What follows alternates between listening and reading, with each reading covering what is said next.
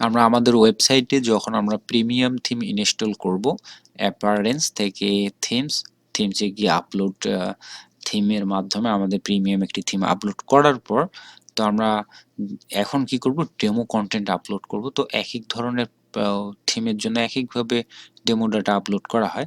তো এটি হচ্ছে লিড ইনজেকশন থিম। এটিতে ডেমো ডাটা আপলোড করার জন্য থিমের আলাদাভাবেই অপশন দেওয়া রয়েছে। তো এখানে লিড ইনজেকশন, উপরে দেখবেন ডেমো ইম্পোর্টার। তা জাস্ট আমরা ডেমো ইম্পোর্টারে ক্লিক করব।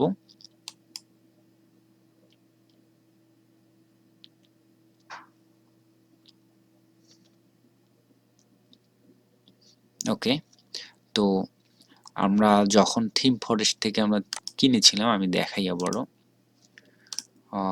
তাদের যে অফিসিয়াল সাইটটা। আচ্ছা, দেখানোর দরকার নেই, আমাদের এখানেই দেখি তাহলেই হচ্ছে। যে অফিসিয়াল সাইট থেকে আমরা যখন তাদের লিড ইনজেকশন, যে কোম্পানি থেকে এই থিমটি আমরা কিনে নিয়েছি, মূলত কিনে নিয়েছি থিম ফরেস্ট থেকে, তবে যে ডেভেলপার কোম্পানি এই থিমটি বিক্রি করতেছে তাদের অফিসিয়াল সাইটে কিন্তু এই ডেমোগুলো দেওয়া রয়েছিল। তো আমরা সেখানে যে কন্টেন্টটি বা যে ডেমোটি দেখে আমাদের পছন্দ হয়েছে, আমরা সেই ডেমোটি এখান থেকে জাস্ট ইম্পোর্ট ডেমো, এখানে জাস্ট ক্লিক করলেই আমাদের সমস্ত ফাইলগুলো আমাদের ওয়েবসাইটে আপলোড হয়ে যাবে। তারপর আমরা কি করব, আমাদের প্রয়োজন অনুযায়ী কোন কন্টেন্টগুলো রাখবো, কোনগুলো রাখবো না, কোনগুলো আমাদের মতো করে ব্যবহার করব, ঠিক এরকমটা। ঠিক আছে, তো আমাদের বর্তমান সাইটের অবস্থা কিন্তু একবারে এরকম ব্ল্যাঙ্ক সাদা। তো যাই হোক, ইম্পোর্ট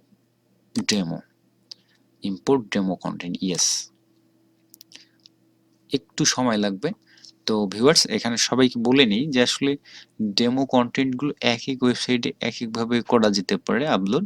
তো এটা আসলে আপনার থিমের উপর ডিপেন্ড করে, এবং থিম কাস্টমাইজেশনেরও সামগ্রিক বিষয় একই সব ধরনের থিমে, হলেও কিছু কিছু জায়গায় দু একটা আলাদা হয়ে থাকে। তো আপনারা যখন অনেক বেশি 5, 6, 10 এরকম অনেক কয়েকটি থিম নিয়ে কাজ করবেন, এডিটিং, কাস্টমাইজেশন বিষয়গুলো নাড়াচাড়া করবেন, স্টেপ বাই স্টেপ দেখার চেষ্টা করবেন, তখন এমনিতেই আপনি অটোমেটিকলি বিষয়গুলো বুঝে যাবেন। এটা খুব কঠিন কিছু কাজ না, এখানে কোডিং ছাড়াই যেহেতু কাজগুলো হয়ে থাকে। সো 1-1.5 মাস যদি এটার পিছনে সময় দেন, দিয়ে যদি ভালোভাবে কাস্টমাইজেশন শিখেন, তাহলে কিন্তু আপনি ক্লায়েন্টের কাজ করার জন্য একবারে ফুললি পারফেক্ট বা রেডি হয়ে যাবেন। তারপর নিজের জন্য 2-1টা প্রথমে সাইট রেডি করবেন, করে করে সেগুলো দেখবেন যে কোথায় কি প্রবলেম হয়, সেগুলো সলভ করুন, করার পর দেন আপনি ক্লায়েন্টের প্রজেক্টে হাত দিতে পারেন, আমি এটা বিশ্বাস রাখি।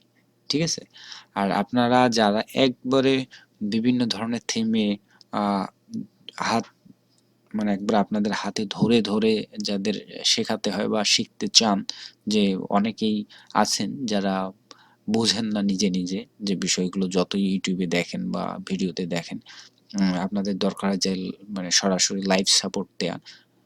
তো এরকম যদি আগ্রহী হন, আমার সঙ্গে যোগাযোগ করতে পারেন। আমি যেহেতু ব্যস্ত থাকি, হয়তো বা সবসময় সময় দিতে পারবো না, তবে আমার ফ্রি টাইমে সময় দেওয়ার চেষ্টা করব। সেজন্য আমাকে আপনারা বলতে পারেন, কমেন্ট করে জানাতে পারেন, অথবা আমার পেজের অফিসিয়াল পেজে গিয়ে ইনবক্স করতে পারেন। ঠিক আছে, তো এখনো আপলোড হচ্ছে, ইম্পোর্ট হচ্ছে, হোক। আমরা এপাশে দেখি, একটু রিলোড দেখি অবস্থা, একটু সময় লাগবে।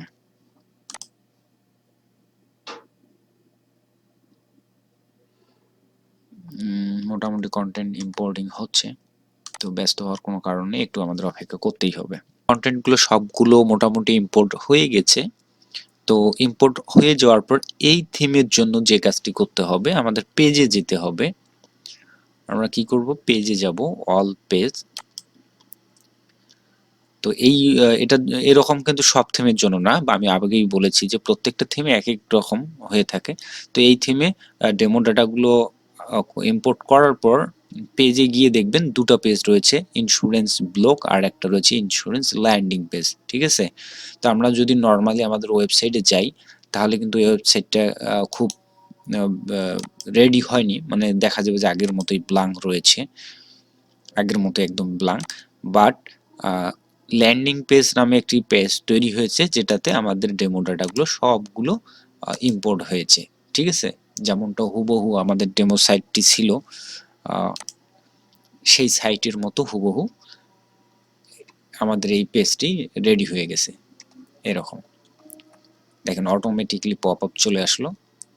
তো এই আর কি, সবকিছু রেডি হয়ে গেছে। তো এটি আমাদের হচ্ছে যে হোম পেজ এরকম ব্ল্যাঙ্ক, আর পেজটিতে এরকম। তো এখন আমরা চাচ্ছি যে এই পেজটি কি করব, যেন আমাদের হোম পেজে শো করে। এটি করার জন্য মূলত আমাদের কি করতে হবে, জাস্ট আমরা এখান থেকেও করতে পারি, অথবা জাস্ট এখানে সেটিং থেকে রিডিং এ ক্লিক করে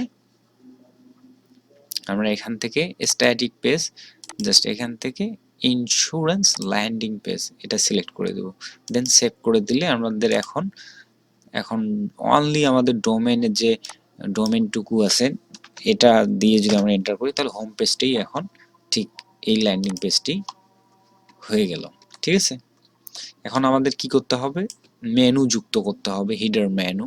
আর এখানে কিছু একটা মিসিং দেখাচ্ছে, সেটা স্লাইডের খুঁজে পাওয়া যাচ্ছে না, মানে কন্টেন্টগুলো আপলোড হয়নি ঠিকঠাক মতো স্লাইডের কন্টেন্ট।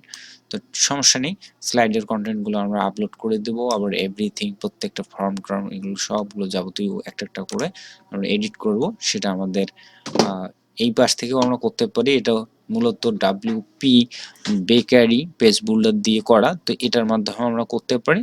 আবার ভিতরে পাশে আমাদের অ্যাডমিন প্যানেল থেকেও এই কাজগুলো করতে পারি স্টেপ বাই স্টেপ। তো ভিউয়ার্স, এই ছিল এই পর্যন্ত ডেমো কন্টেন্ট ডাটা। এখানে এই থিমের জন্য এইভাবে আপলোড করতে হয়। তো এক এক ধরনের থিমের জন্য এক এক রকম ভাবে ডেমো কিন্তু আপলোড করা যেতেই পারে। তো যদি আপনার থিমের সঙ্গে আমার কথাগুলো মিলে না যায়, তার জন্য খুব একটা হতাশ হওয়া যাবে না। তো আশা করি যে যতটুক বললাম এতটুক ইনফরমেশন দিয়ে আপনি এই ডেমো ডাটা আপলোড করা পর্যন্ত আপনি মোটামুটি চালিয়ে নিতে পারবেন। আর বাকি কাস্টমাইজেশনগুলো দেখার জন্য আমি নিচে একটি ভিডিও দিয়ে দিব, সেটা ফলো করতে পারেন। তো সবাইকে ধন্যবাদ, ভালো থাকবেন, সুস্থ থাকবেন। আর যদি ভালো লাগে তবে অবশ্যই চ্যানেলটি সাবস্ক্রাইব করে সাথেই থাকবেন। Thank you.